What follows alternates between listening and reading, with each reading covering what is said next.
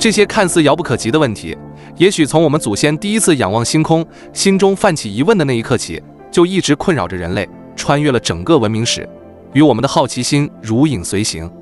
宇宙到底是如何从虚无中诞生的？它是某种自然法则的结果，还是来自某种我们尚未理解的神秘力量？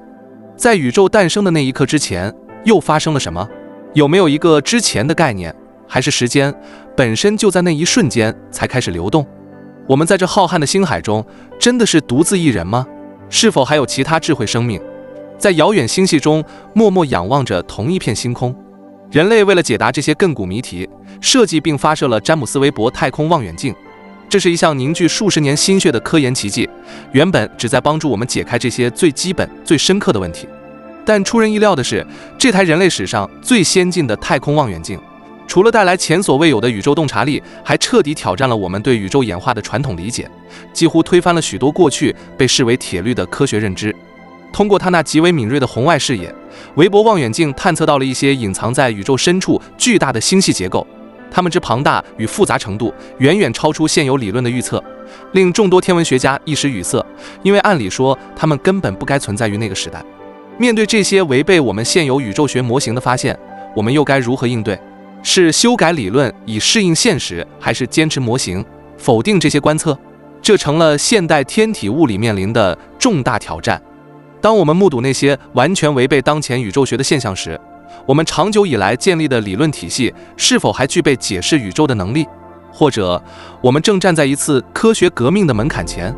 换个角度说，难道我们一直坚信不疑的大爆炸理论从根本上就是错误的？宇宙的起点是否另有其源？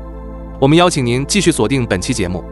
与我们一同踏上一段充满未知、充满挑战的太空旅程，尝试揭开这个动摇根本、扣人心弦的宇宙谜团。无论你是热衷于天文的星空爱好者，还是平日更关注地球上的生活，恐怕都听说过这个划时代的科技杰作——韦伯太空望远镜。它已经成为当代科学探索的一面旗帜，拥有一个足足 6.5 米宽、宛如金色蜂巢般的巨大主镜，再加上4台高精度红外探测仪器，韦伯望远镜不仅是人类历史上体量最大、功能最强的太空天文台，更是我们窥探宇宙深处的一扇前所未有的窗口。在某些特定的红外波段，韦伯的探测能力比前任哈勃望远镜要敏锐整整100倍之多，能够捕捉到来自遥远星系的微弱红外信号，仿佛能聆听宇宙早期的低语。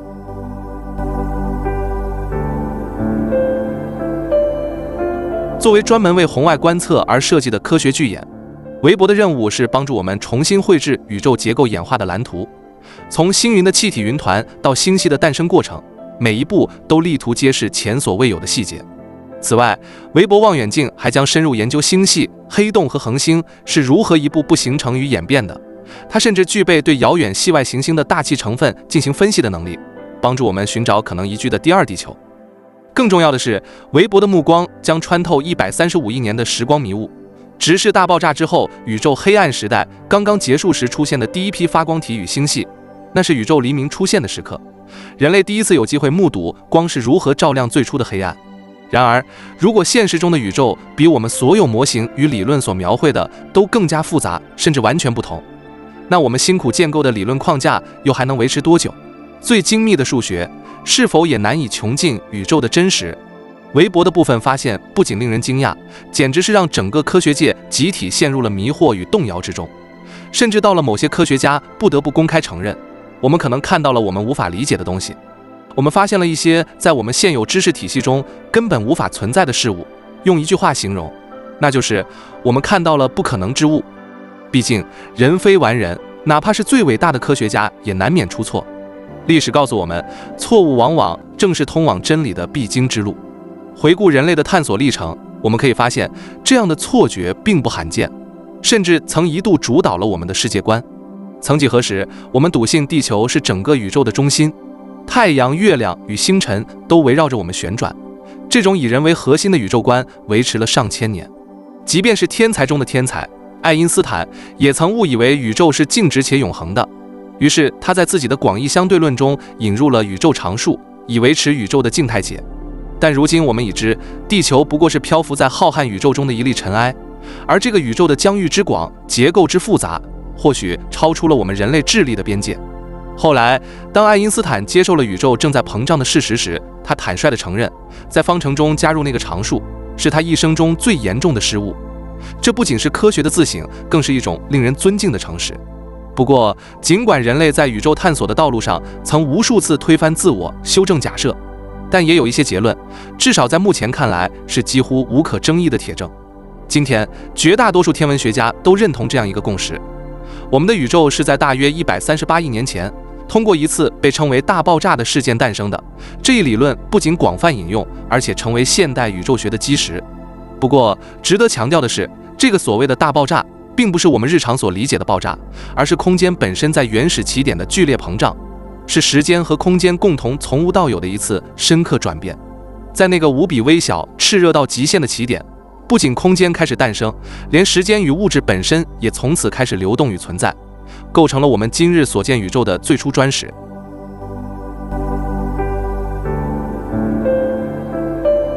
但问题是，我们如何在亿万年后的今天反推出那不可思议的原初时刻发生了什么？这又是科学如何做到的？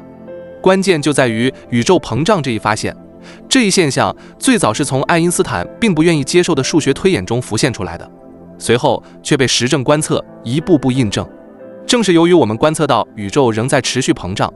科学家们得以用物理和数学手段将时间倒带回纳起始的一刻，一个密度无限大、体积几乎为零的起点。当然，科学家们也承认，大爆炸理论并不能直接解释宇宙是如何从虚无中出现的终极问题。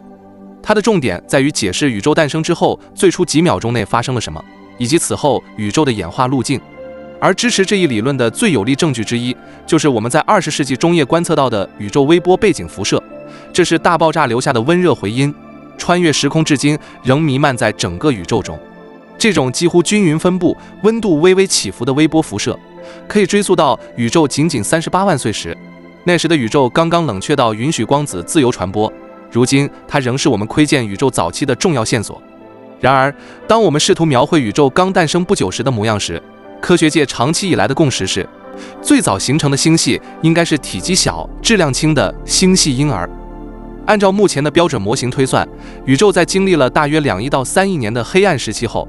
第一批恒星开始点亮宇宙，为我们后来的星系结构打下基础。然而，尽管我们可以较为确定恒星诞生的大致时间，但这些恒星何时聚集成团，进一步演化成完整星系的过程，其确切时机与生长速度，至今仍是天文学家们苦苦追寻的谜团。目前唯一较为明确的是，在韦伯望远镜的早期图像中，科学家们确实发现了若干存在于大爆炸后仅3亿年的星系。这些星系就像新生儿般稚嫩，光谱数据显示它们的质量轻微、结构简单，似乎印证了我们此前的理论。然而，就在天文学界还在庆幸模型得到支持时，紧接着从韦伯传回的一组图像却发现了6个震撼世界的早期星系。它们不仅年纪轻轻，却已发育得极其庞大，彻底击碎了我们对早期宇宙演化的既有认知。更令人瞠目结舌的是，这6个星系虽然处在宇宙极为年幼的阶段，但它们所包含的恒星总质量却几乎可以与我们庞大的银河系相提并论。这种现象本不应在那个时代出现。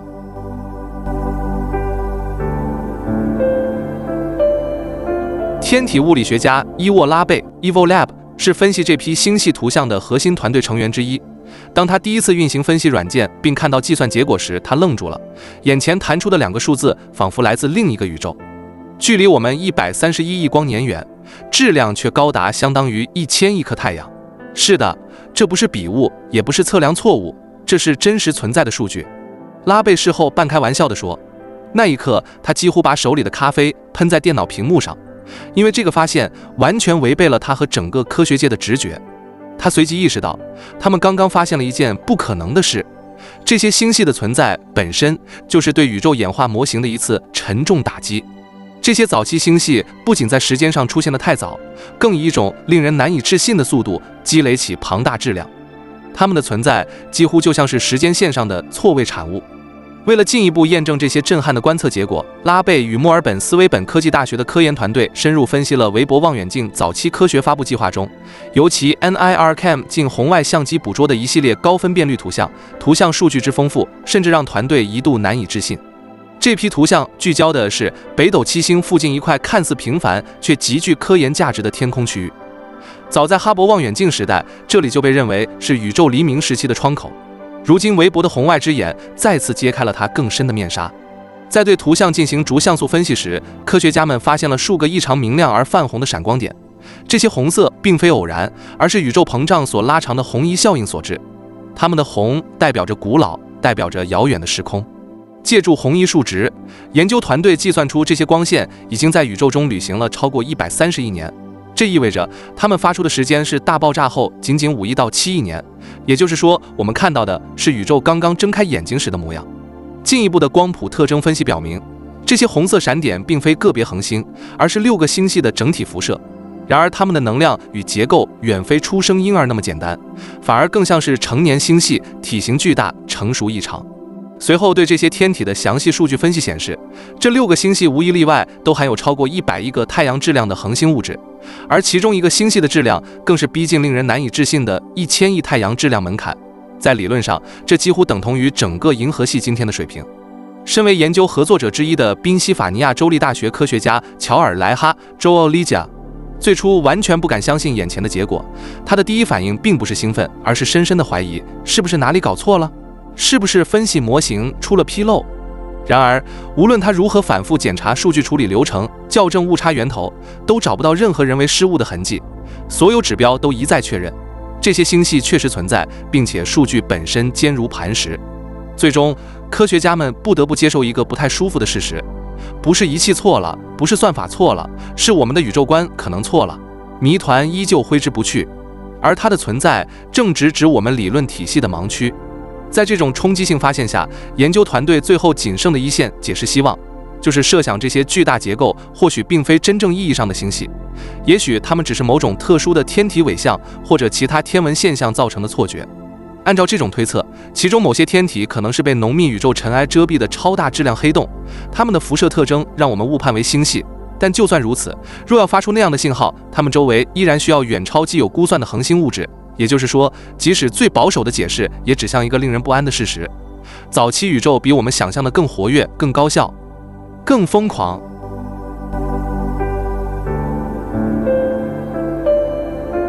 归根结底，不论这些天体究竟是什么，它们的存在本身就与几乎所有当前主流的宇宙演化模型相互矛盾。原因非常简单，也非常致命。那时候的宇宙，按理说根本长不出它们来。按照现有对物质分布与恒星形成速率的理解，在宇宙诞生后短短几亿年内，普通物质的密度和聚集速度根本不足以让这么多恒星如此快速地成团，组成完整星系，更不用说那些质量惊人的巨型早熟者。正如研究合著者科罗拉多大学的天体物理学家埃里卡·尼尔森 （Erica Nelson） 所坦言，哪怕我们只确认其中一个星系是真实的，仅此一个就足以将我们整个宇宙学的理解逼到极限边缘。这句话并非夸张，而是出于对科学逻辑的深刻敬畏。而这6个星系也因此得到了一个颇具戏剧性的称号——宇宙破坏者。它们并非只是一个特殊现象，而极可能是冰山一角，预示着我们对宇宙早期的认知仅是开始。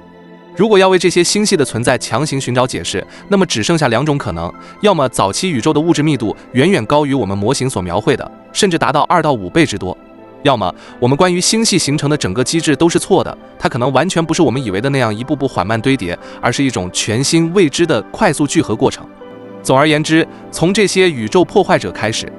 整个天文学界仿佛被推入了一场突如其来的思想风暴中。理论模型不再可靠，宇宙的脚本似乎正由韦伯重新书写。不论哪一种可能为真，都将意味着一场深刻的科学革命迫在眉睫。我们不仅需要重塑对宇宙演化的时间线，甚至可能要放弃我们习以为常的星系成长逻辑。正因如此，这6个星系被称作宇宙破坏者再恰当不过。它们不仅扰乱了数据，更动摇了我们对宇宙法则本身的信仰。因为它们的存在对曾被奉为经典甚至写入教材的宇宙模型构成了前所未有的质疑，而这些质疑或许才刚刚开始。在过去几十年的宇宙学研究中，有一个基本假设始终贯穿始终：星系的形成是一个从小到大的过程。最初只是由恒星、尘埃和气体组成的微小团块，在引力的推动下，缓慢的聚合、碰撞、演化，逐渐长成如今我们所熟知的庞大星系。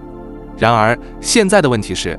难道这真的是星系形成的唯一可能路径吗？是否还有一种我们从未考虑过，甚至难以想象的快速成型机制，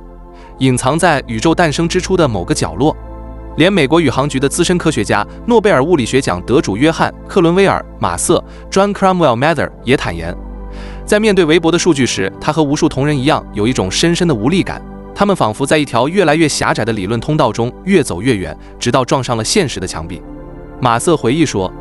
人们总问我们有什么最新发现，你们看到什么惊人的新东西了？”而我的回答是：我们看到的第一个星系，它们的生长方式和我们预期的完全不同。更令人困扰的是，我们根本不知道为什么我们所有的预测会错得如此离谱。尽管这项发现为整个天文学带来了真正的危机，但正如乔尔·莱哈所强调的，这一切其实只是混乱旅程的起点。韦伯带来的不仅是挑战，还有通往全新认知的大门。只不过他开得出乎意料的早，也远比想象中艰难。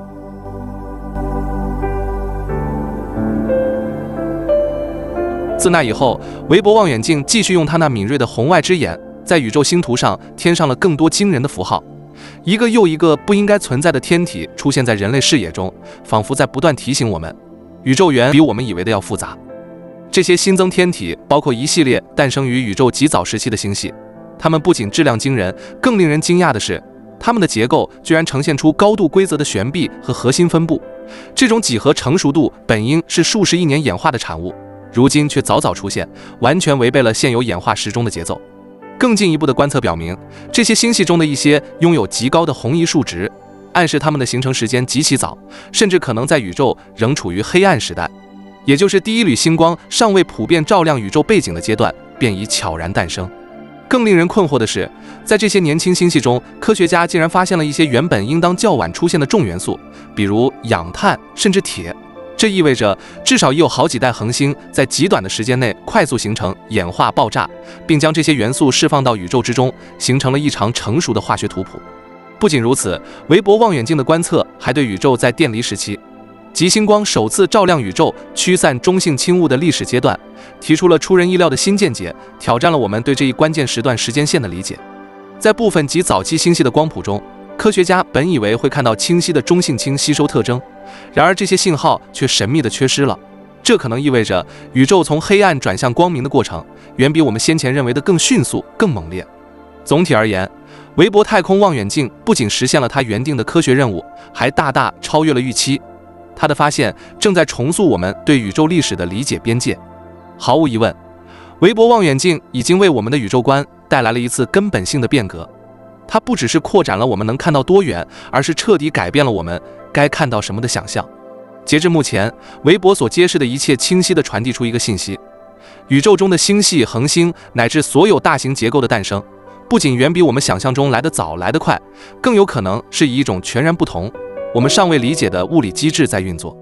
而未来，它还将带给我们什么样的奇迹？谁知道呢？或许韦伯正站在通往更深层宇宙真理的大门前，而我们正随着它一步步接近宇宙的灵魂。谢谢您的观看，感谢您的收看，也感谢您陪我们一起穿越时间与空间的迷雾。下次再见，宇宙仍在继续讲述它的故事。